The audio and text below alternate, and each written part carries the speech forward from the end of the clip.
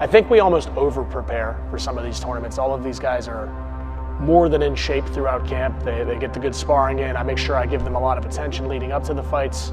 I work around their strengths, work around their weaknesses. I think in the past year and a half as a team, we've had almost 50 fights, and I think we've lost probably 4 or 5 of them. So there's a lot of confidence growing, a lot of young guys continuing to get better. I would never put somebody out for a fight that I'm not super confident in. I've learned from that early on when I was coaching. I put a few guys out that either didn't put in the work or they didn't really have the physical or mental capacity to actually be good at this. I have not put out a guy like that since. I'm always super confident in whoever fights. I try to be the coach I wish I had at some point.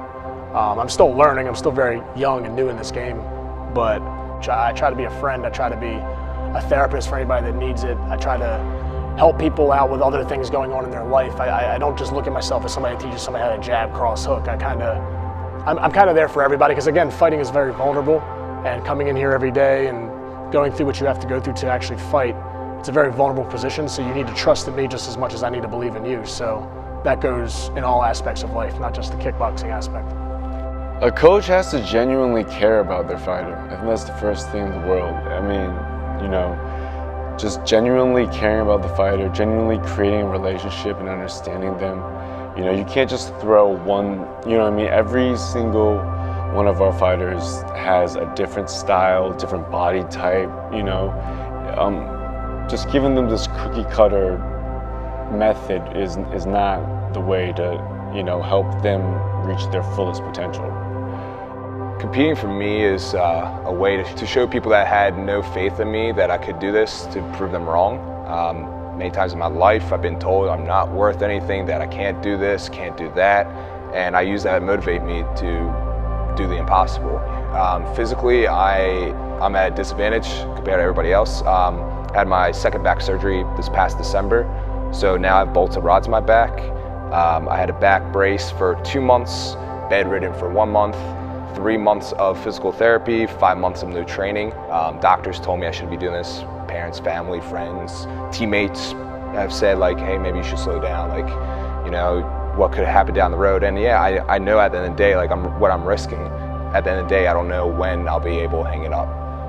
The main reason I pay to fight, while working a full-time job is strictly because of opportunity. A lot of my coaches were telling me, it takes 1% of the population that has the opportunity to even step in the ring. So I think having the gumption to even just step up and walk into the ring, paying a small fee or whatever, that's just the least of it.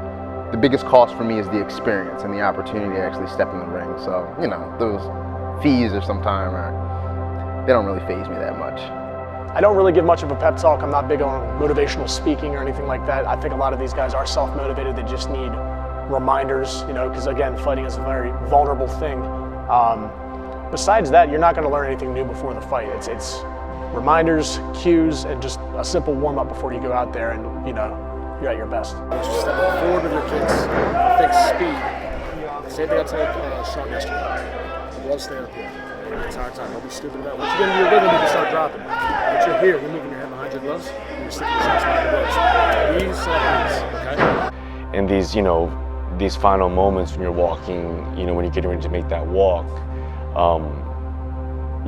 there's a lot of doubt that starts creeping in. And, a big part of my job is to just, shut that out and just reinforce that, this is the culmination of all of us together. So it's not just him fighting in the ring, it's the whole team there with him. My mentality is like a roller coaster.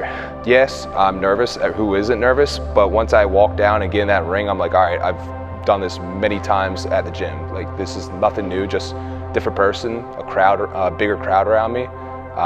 But mentally, I'm always thinking about fighting.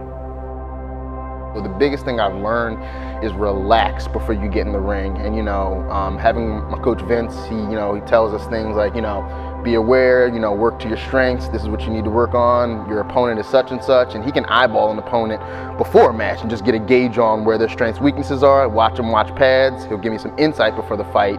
And yeah, man, it's my mindset is very relaxed and calm as I've matured throughout the training process in this, boxing, MMA, mixed martial arts, kickboxing. I'm always trying to stay calm. Seeing our fighters win, it means so much more to me than any win I've ever had. You know what I mean? It beats anything. It beats all my wins I've ever had. Just seeing, when we're at a tournament and we've got 8 fights, I would rather jump in the ring 8 times. You know what I mean? That's how anxious I am. I guess it's more like, I really care about our guys. Man, like I drive an hour to the gym and an hour back every day, plus my job is an hour away from me. So I drive 4 hours every day just to go to this gym with this team, every day. I drive 4 hours, so this means a lot to me. Like when I say I have no free time, because everything is really everything is to the gym, to work, back, take care of my animals. I love animals, and that's my everyday, that's my life. I made a lot of sacrifices just so I could be at this gym every day. So this meant a lot to me. The culture I'm trying to create, I think we've kind of succeeded with that. We're all in here beating the hell out of each other on Tuesday nights. Tuesday nights look like a fight card in most places. We've built that hard-hitting environment, but we also have that family environment that I'm really happy about. And anybody that really doesn't fit into that, I don't want around. So we've built that. It started from literally nothing. It's built up to where we have a legitimate fight team and surrounding members of the fight team that are there for each other day in and day out. I want ground control in this kickboxing team to be one of the most well-known, most violent teams on the East Coast. I think it already is, so I'd like to take it nationally. I want to go to national tournaments. I want to run through them completely with these guys. I want to take some of these guys professional at some point. I think it's doing a disservice not to push them to try to reach that level. So honestly, the environment is exactly where I want it to be. And I am kind of proud looking back on what it's become over the last 4 years.